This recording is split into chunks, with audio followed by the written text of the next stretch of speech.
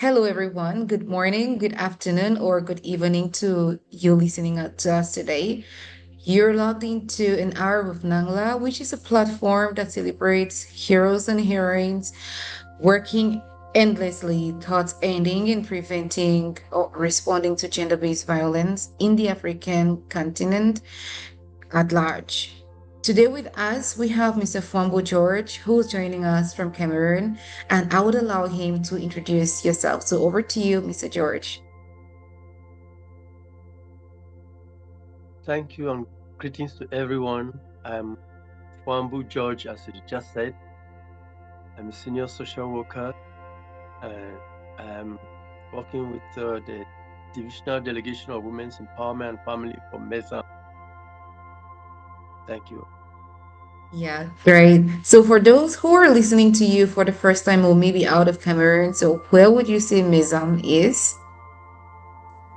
Okay, Mezam is a division in the northwest region of Cameroon.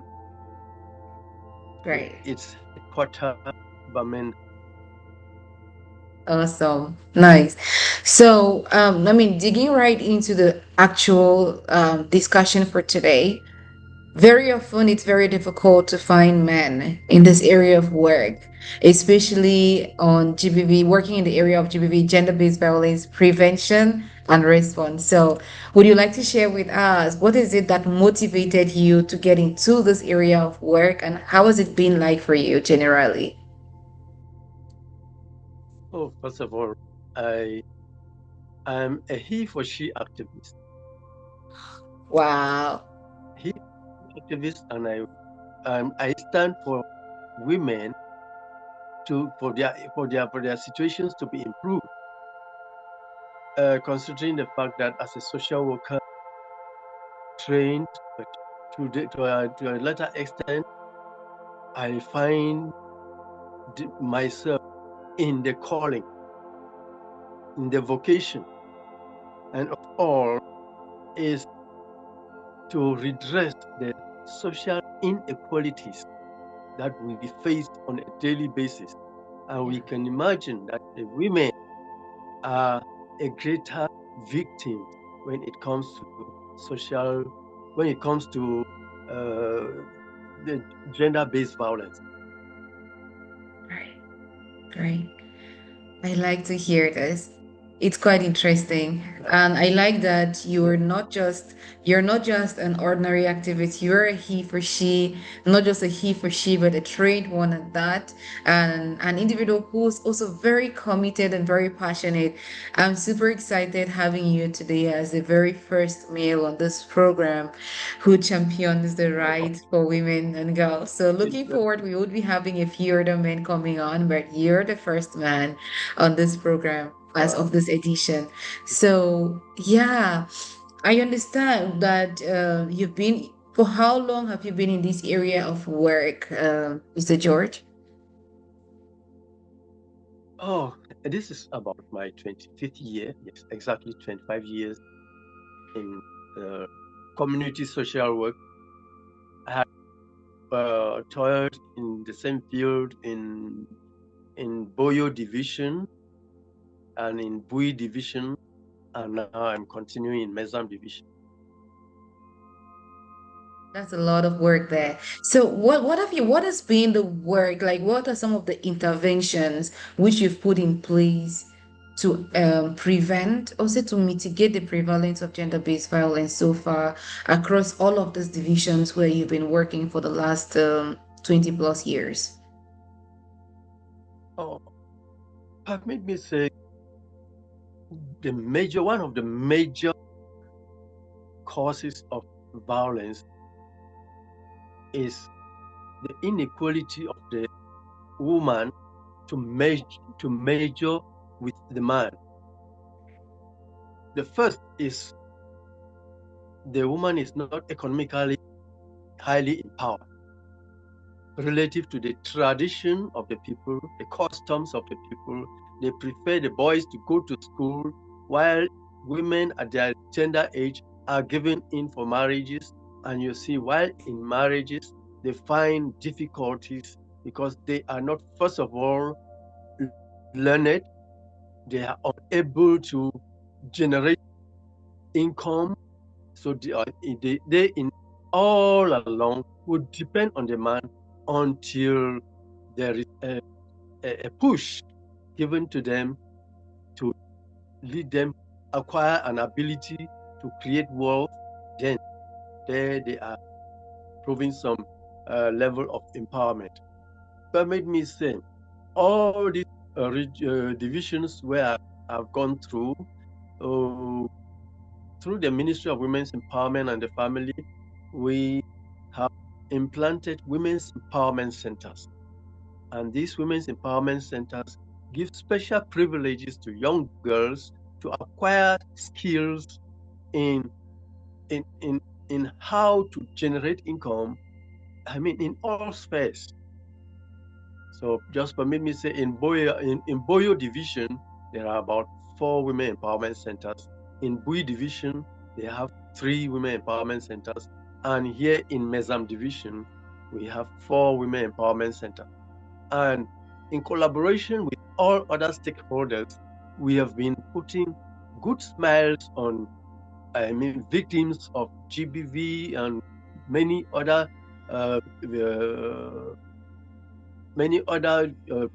vulnerable women. So they are gradually surfacing, and we can see when a woman is able to have a pay package at the end of the month or make some profit from her sales. I mean, she is able to vibrate at the same frequency with the husband who is a big salary earner, and you see, the male chauvinism type of men that we used to have, they see but compatible women with whom they can share everything and put things together to work. At that point, you see that violence steps down. Thank you. Nice, nice. This is so good to hear. I mean, economic empowerment of women is very important. And I like the fact that as women's empowerment, being the national women's missionary for Cameroon, the ministry itself, uh, I mean, at level of the community doing all of this makes it really, really empowering, stabilizing the homes, not just ending it at the level of the individual receiving the support. So, I mean, there is a general saying we hear a lot of times, I would say in Pidgin, that palava for man and woman make person no put him up. Like in English, this translates to whatever concerns a man and his wife, let no one get concerned about it or get to talk about it or get involved in it. And how have you been able to work around this? Because I know that this particular phrase has caused a lot of exposure of women to gender-based violence, especially intimate partner violence. So how do you work around this phrase in the community?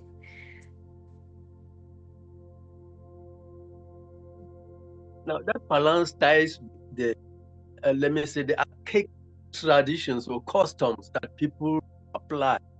But when the woman and the man are together, and when it becomes too hot, there is need for redress. And when there is need for redress, they come to us, report, either verbal report or written report, and we try to gather the various facts that could extent. We usually understand that a man, because of the type of a tradition through which he grew up, he thought that no, it should remain a status quo, that he should be doing as his great grandfather used to do, but forgetting to know that as time goes on, that is how things are changing. But we Yeah. want to thank God that not only our offices, we have we have the judiciary, we have many other stakeholders who always put their hands, other NGOs who always put our hands together, and then we find good solutions. And bet me that many families come through us. They no longer hold to that adage that you just pronounced impeaching a while ago. So Yeah. between man and a woman, even me, I think put my mop day and things will go fine. I love this. So, what are the common trends of gender-based violence which you observe? I know that you've shared one of the root causes like economic lack of economic empowerment and how the women's empowerment centers work on economically empowering these women. Um, You've worked across a couple of divisions so far. What are the types of gender-based violence that you've observed? Is it rape? Is it physical violence? Is it sexual assault? Are they harmful traditional practices that you've observed that you think, or what is it that you've seen across these divisions over the years? I think the top on the chart is economic violence. Okay. Reasons being that the the number of women who have gone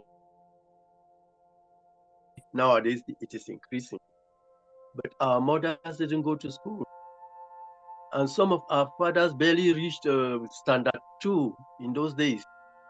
But they came out since they could speak small English. They think that they have arrived. But we know that women are yet unable to really has a grasp of equality in everything, because there is even institutional inequality, whereby the women are unable to share of the power. I mean that power, or I mean, let me say, decision-making possibilities in our countries. So we talk of economic violence, and we can take another one, which is that of physical violence. Physical violence is rampant, but we always seek the opinion, since the opinion of the client, of the victim matters most. Yeah. When you want to take an physically violated person after the medical assistance has been given, and they will say no, no, no, no. And permit me just give this in our pigeon. Say no, nothing for inside house. Me person not come there. So they at times we find ourselves really, really disturbed, because first of all, the victim reported, and you see that her rights were trampled upon. Yes, we are trying to give the medical assistance, psychosocial support, and all whatnot. But at a point where it is seen as a criminal matter, which should be handled by the judiciary, he said, no, don't forget that this man is my father's, is the father of my children. Don't Yeah. forget that this man is my husband. So I cannot let you drag him to prison or things for these small beatings that he gave me, things like that.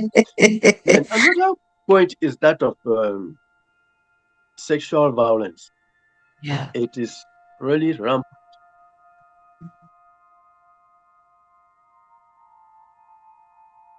Think of rape, we think of sexual harassment, sexual exploitation, and we just find it difficult, especially in the context of our country now, Yeah. that we have a lot of, let's say, psychotic persons.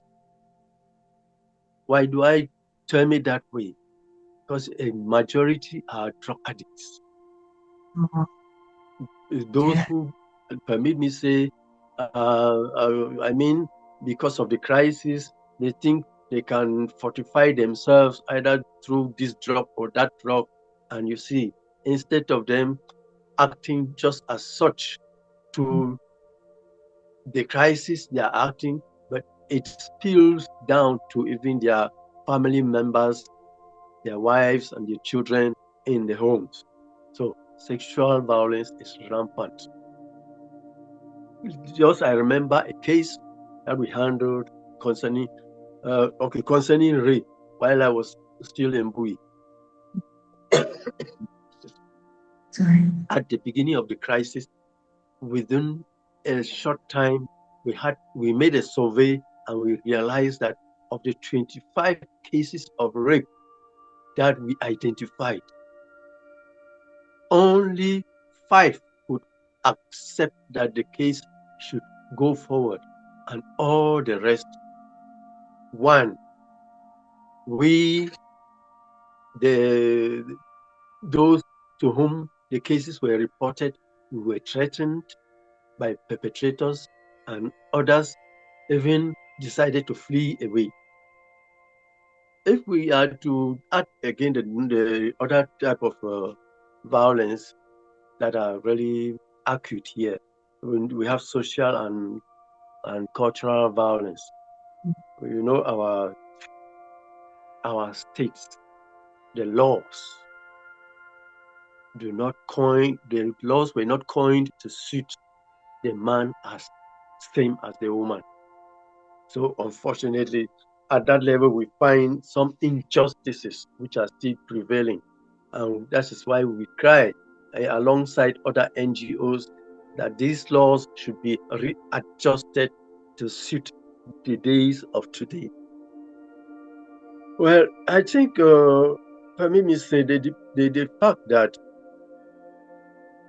our state laws, our cultural and some religious practices, they deprive women of their fundamental rights. When we talk of that, we think of repudiation, we think of stigmatization, we think of discriminations, which are very glaring. It may still be very surprising to know that in some parts of Cameroon, female genital mutilation is still practiced. We are fighting against the culture still press on at the backyard and they do their things. Yeah. When we think equally of breast ironing for young girls and things like that, I mean, there are so many of these other things. But we want to say, as time is going on, that is how people are being enlightened.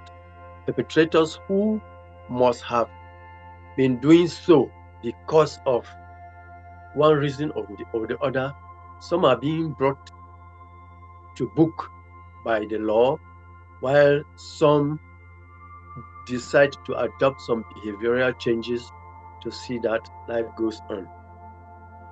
Thank you. Yeah. Yeah. I mean, So my I really like contribution for how I really like how you expanded and elaborated on the different types of gender-based violence and how contextually they get to manifest in the Northwest region or your area of work. yeah. I mean, it's unfortunate that all of this are happening, but I also like the way you closed it up by saying, I mean, that in that hopeful angle to see that perhaps in the long run things could really change. Now, I just want to move a little bit on this year's theme. Really looks at the technology facilitated gender-based violence. I mean, just very briefly, I know that you've highlighted the crisis being one of those factors that has also pushed for the increase of gender-based violence prevalence. Do you think that the technology, the internet generally, could also, push Oh, the the increase of the internet. prevalence rate? Okay. Okay, the increase in the prevalence rate of, especially when we talk of sexual violence in our communities, we think of the down of what we call scammers and young boys who will get involved into occultic issues, and they are compelled by one ritual. They are compelled to do one ritual ritual or the order in order to have their wishes fulfilled. We find it a little bit difficult because here in the Northwest, and precisely at our university milieu there in Bambili, there you find many horrible things happening, whereby young girls are a majority of the victims. So we cannot just imagine the quest for quick wealth by young boys, the quest for power, the quest for fame leads them to get in.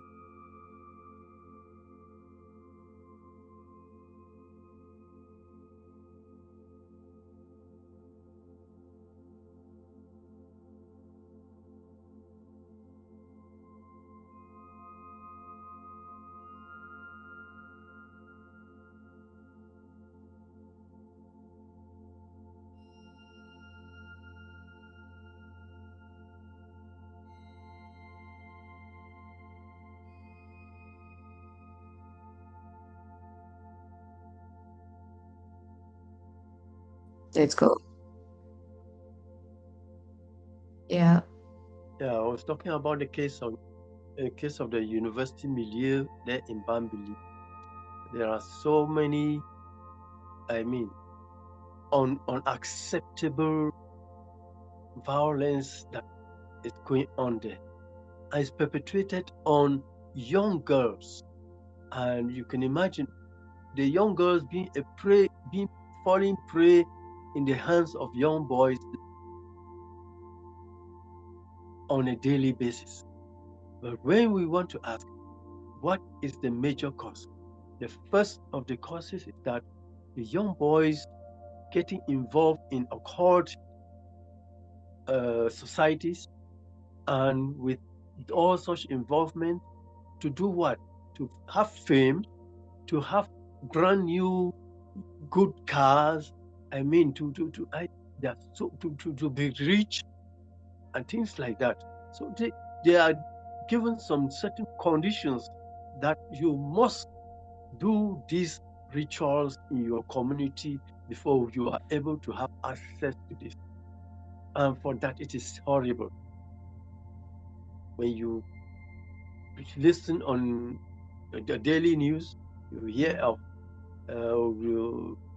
A or B girl being decapitated and things like that. So we find it difficult, and we don't know. But for drug addiction that I was talking about because of crisis, the occultism, the rate of occultism, it has engulfed about 40 to 50% of the youths. Right. Instead of the book, they go to learn. It is difficult to find young boys who genuinely want to study and have the diplomas as it is supposed to be, and have the fame or pick a good job. Yeah. So you find children of 18 years, children of 22 years riding in big cars, and you can imagine somebody who have worked like me for long, I'm unable to have a beautiful one. Things like that. It's horrible. Yeah. So, but we find it difficult.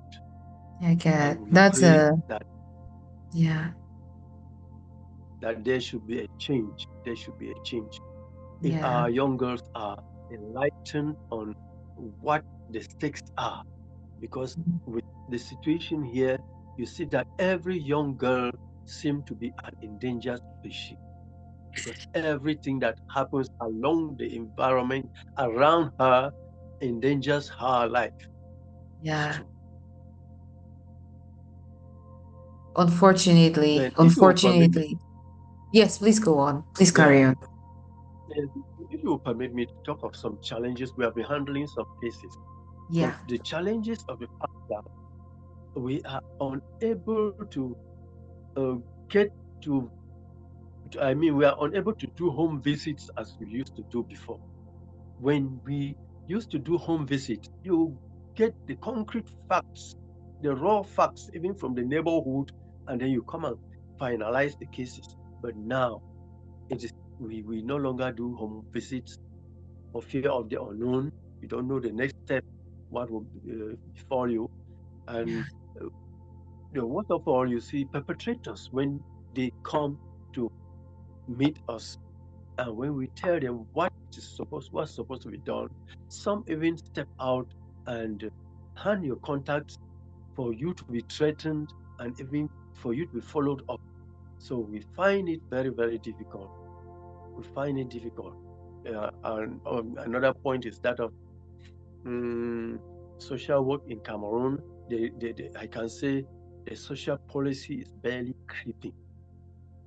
Yes, because when you want to talk of social work in Cameroon, I mean, you cannot put your neck on the slaughter board when you don't receive anything. But make me say we have so many challenges. Another challenge is that of the judiciary.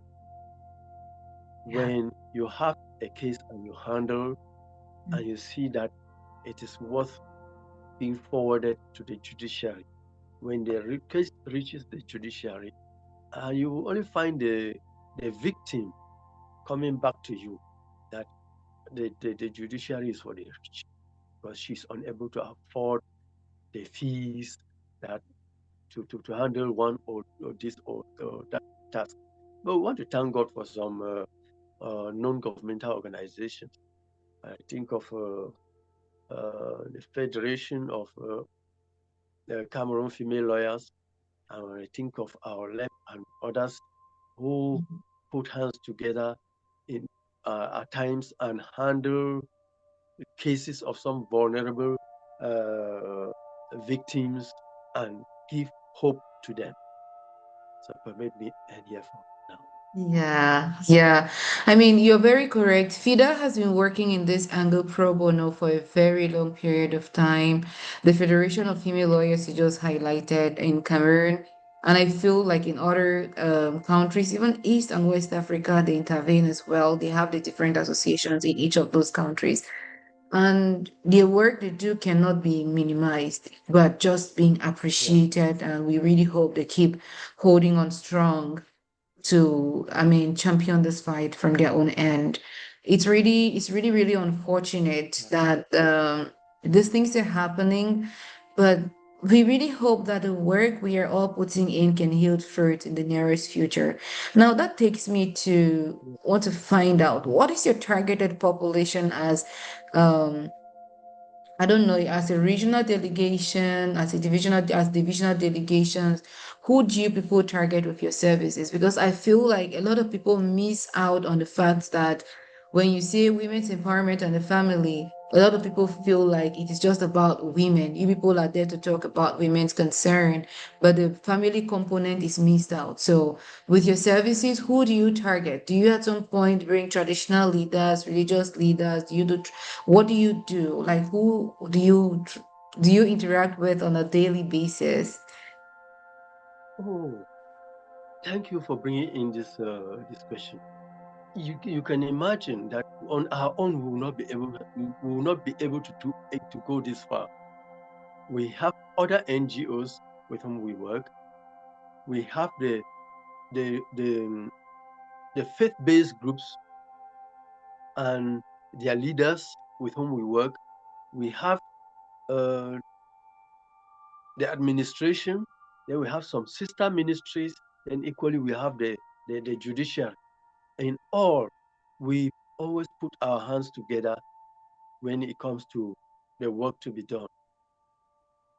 To a greater extent, when it comes to sensitization, because we know that when uh, when women are sensitized, they have a greater chance of transmitting it down to their siblings. They have a greater chance of transmitting it down to their other mates, especially in the quarter or during in meeting houses. So we do our best to work with them. We we have at every subdivisional headquarters, we have a women's network. We have a women's network executive, which covers issues of all other women's groups around there. And if there is anything that should be directed to us, they do their best. I think you touched another point there, that it seems as if we think of only empowering women and the aspect of the family is almost at the background. No, no. You should take note that as we are handling, I mean, women empowerment, that one comes out very obvious. But another aspect of us is that if one family is in peace today, then we know the community at large will be in peace. So we do our best to handle matrimonial cases, redress them, and we equally lead them to uh,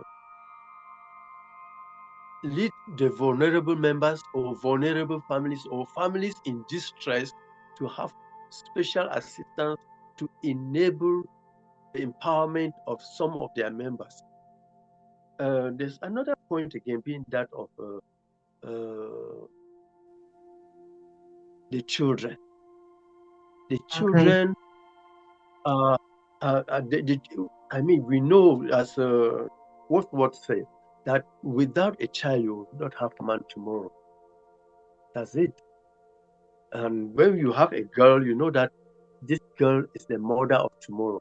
So we do our best as the protection of the children, the protection of the family, and equally the promotion of of of of uh, of the family. We do our best to make sure that any family that comes our way, we make sure they should go back highly equipped to live a better life than what they were living before. Okay. Okay, that's perfect. I mean, I like the fact that you brought in the aspect of the children, because many times Yeah. a lot of service providers will respond to the need of the survivor. Sometimes they bring the perpetrator to question, especially in context of intimate partner violence. They tend to forget about the children who are caught up in those relationships, or those abusive relationships, or the children who grew up in those dysfunctional homes. Many times, if a child grows up seeing that the mother has lived an abusive relationship, the cycle risks continuing because that to her is normal, right? And if a boy child grows up seeing that the father is abusive, the child, even in a boy and girlfriend relationship, will start being abusive and would even grow up to being an abuser once he gets married too. So I really like the fact that you've brought in that family aspect, tackling the children as well. I mean, through your services. That to me is super, super interesting because this is also another vulnerable group. Um, that has to be touched on whenever we talk about responding to cases of gender based violence. And I'm really happy that you're working in that area. I know you've highlighted some of your challenges working in this area as well. And I just wanted to follow up on that to say, despite these challenges, have you recorded some successes you would like to share with us today on today's session? Like for your work over the years, what are some of the achievements that you've gotten that's really stand out for you?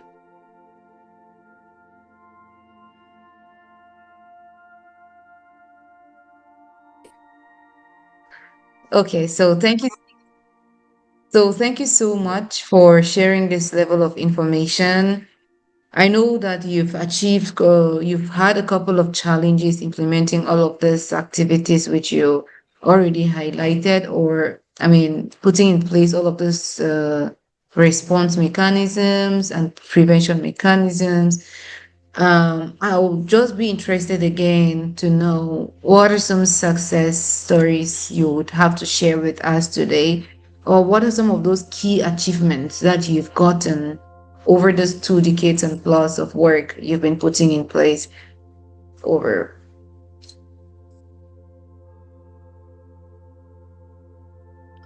Well, the success story that I can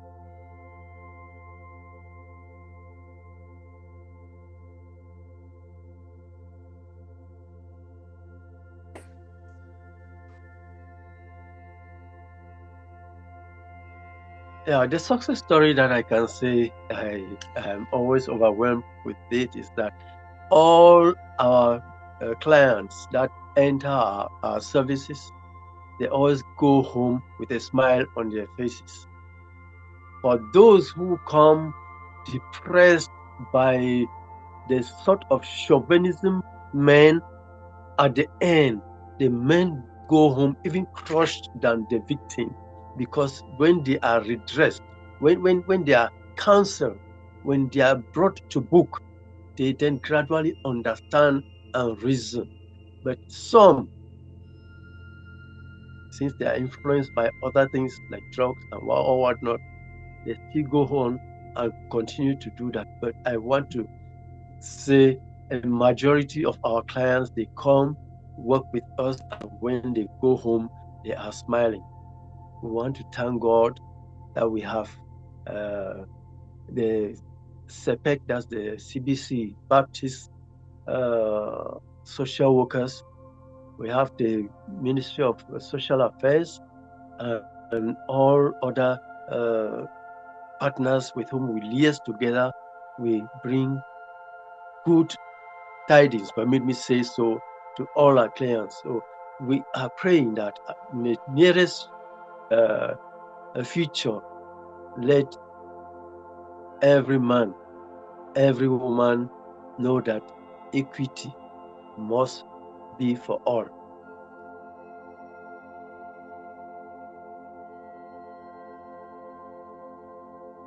Exactly. Okay. Thank you so much. Thank you so much for sharing this. That's very important. I mean, if they're able to go home with issues resolved already, then we are moving steps ahead of, peaceful families. We are putting in place, uh, I mean, healthy families moving forward, and that's very, I mean, important. I'm I don't very know happy. if you permit me add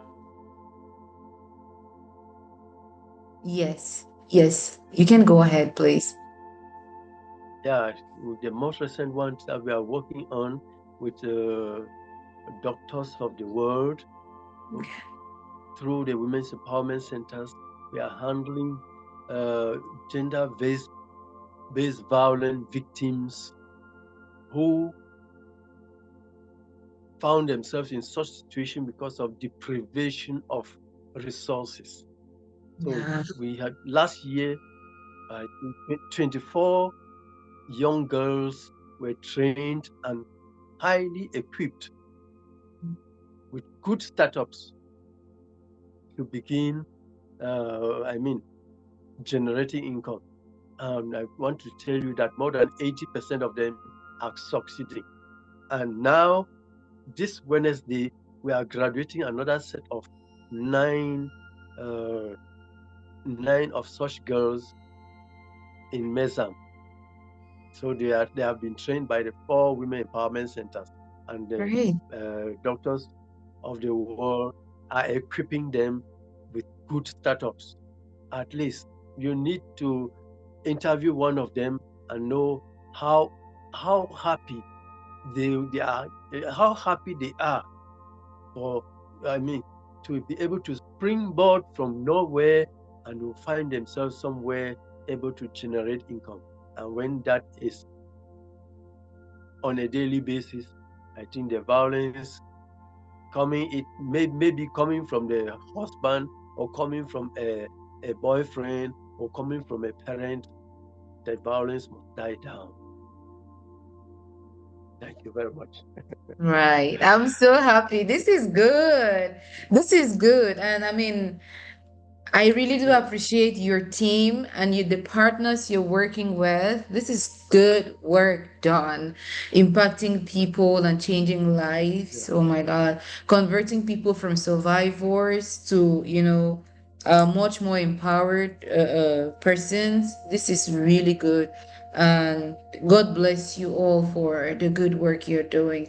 So before we wrap it up all for today, I wanted to find out to that survivor who's listening to you now, what message do you have for the Yeah. survivor of gender-based violence who's listening to you now?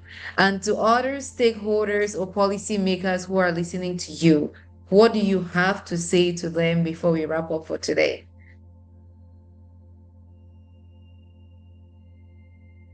To every survivor of gender-based violence, make sure you denounce any perpetrator. Tell your other uh, women or people along your own uh, line that they should be ready to denounce violence, whatever and whenever it happens. For our policymakers, we want to crave their indulgence to work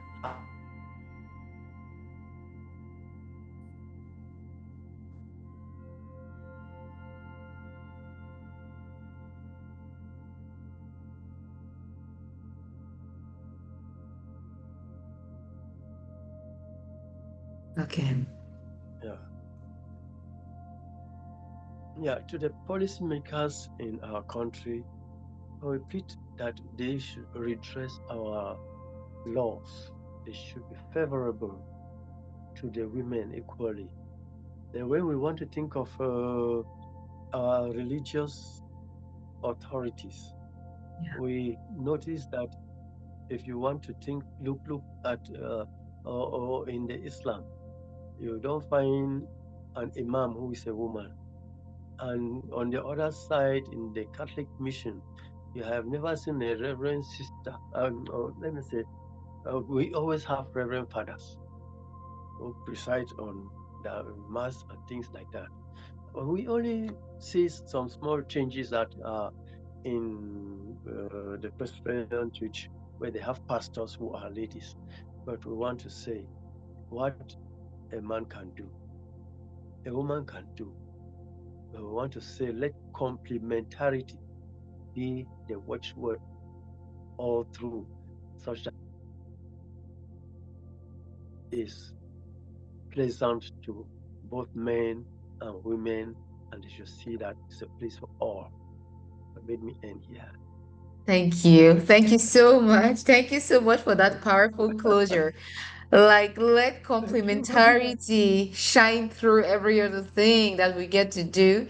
And probably also have more women in those leadership roles so they can advocate as well for the concerns of women and girls as well. So I hear you very loud and clear. And this again is a very strong call to survivors of gender-based violence to continually break the silence and seek justice, but also the justice system should be fair enough to survivors who get to disclose cases of gender-based violence too. So once again, thank you very much, Mr. George, for joining us today. It was amazing hearing from you, and we look forward to having you even in further editions.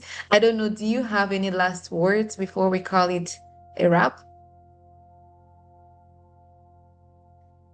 Oh, the last words made me say, Marita, that the 19th edition of uh, the 16 days activism for gender-based violence to fight against gender-based violence. Let this be another opportunity that should lead us to, I mean, cry out again for the improvement of what humanity around us should face. So I want to say,